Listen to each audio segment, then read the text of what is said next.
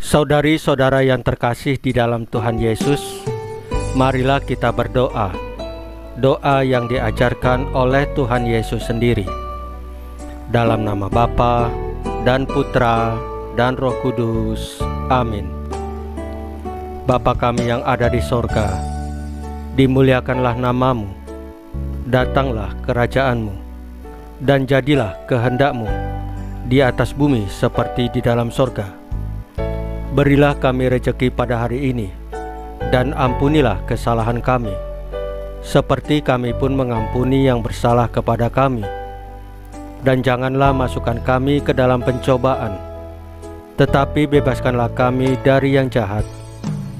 Ya Roh Kudus, hadirlah saat ini untuk memimpin dan membimbing kami dalam membaca firman Tuhan Yesus dan merenungkannya, sehingga kami dapat mengerti maknanya dan dapat kami laksanakan dalam hidup kami sehari-hari di tengah masyarakat kami. Pembacaan Injil Markus bab 7 ayat 14 sampai dengan ayat 23. Memanfaatkan yang Allah berikan. Pada suatu hari, Yesus memanggil lagi orang banyak dan berkata kepada mereka, "Kamu semua, dengarlah kepadaku dan camkanlah. Apapun dari luar yang masuk ke dalam seseorang tidak dapat menajiskannya, tetapi apa yang keluar dari seseorang, itulah yang menajiskannya. Barang siapa bertelinga untuk mendengar, hendaklah ia mendengar." Sesudah ia masuk ke sebuah rumah untuk menyingkir dari orang banyak, murid-muridnya bertanya kepadanya tentang arti perumpamaan itu. Maka jawabnya, "Apakah kamu juga tidak dapat memahaminya? Tidak tahukah kamu bahwa segala sesuatu dari luar yang masuk ke dalam seseorang tidak dapat menajiskannya, karena bukan masuk ke dalam hati, tetapi ke dalam perutnya, lalu dibuang di jamban.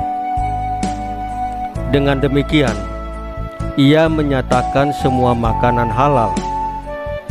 Katanya lagi, "Apa yang keluar dari seseorang, itulah yang menajiskannya. Sebab dari dalam, dari hati orang, timbul segala pikiran jahat, percabulan, pencurian, pembunuhan, perzinahan, keserakahan, kejahatan, kelicikan, hawa nafsu, iri hati, hujat, kesombongan, kebebalan. Semua hal-hal jahat ini timbul dari dalam dan menajiskan orang." Demikianlah sabda Tuhan. Terpujilah Kristus.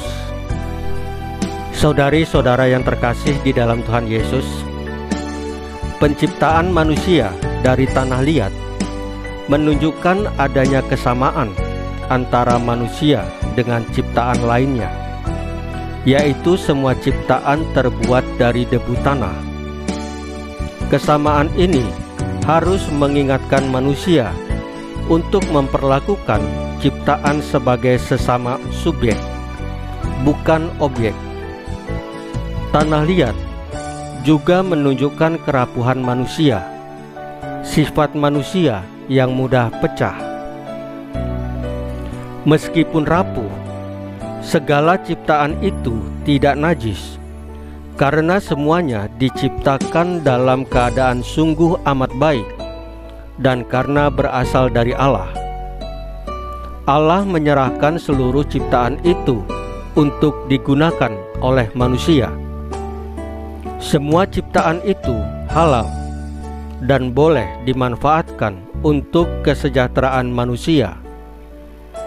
Tugas manusia bukan untuk mengeksploitasi, melainkan untuk mengusahakan dan memelihara seluruh alam semesta. Manusia diminta untuk menjaga dan merawat semua yang diciptakan Tuhan dengan baik adanya, sebagaimana Tuhan menjaga dan merawat kita. Saudari-saudara yang terkasih di dalam Tuhan Yesus, marilah kita berdoa. Ya Allah, Sang Pencipta, terima kasih atas segala ciptaan yang indah yang Kau sediakan bagi kesejahteraan kami. Sadarkanlah kami akan maksud penciptaan-Mu, sehingga kami tidak hanya menikmati ciptaan-Mu, tetapi juga memelihara dan mengusahakan kelestariannya. Salam Maria, penuh rahmat, Tuhan sertamu. Terpujilah Engkau di antara wanita, dan terpujilah buah tubuhmu Yesus. Santa Maria Bunda Allah, doakanlah kami yang berdosa ini, sekarang dan waktu kami mati. Ya Tuhan Yesus, tambahkanlah iman kami hanya kepadamu saja, karena Engkau adalah Tuhan dan Juru Selamat kami satu-satunya, tidak ada yang lain. Dalam nama Bapa dan Putra dan Roh Kudus. Amin. Saudari-saudara yang terkasih di dalam Tuhan Yesus, bacaan firman dan renungan hari ini sudah selesai. Tuhan Yesus memberkati kita semua.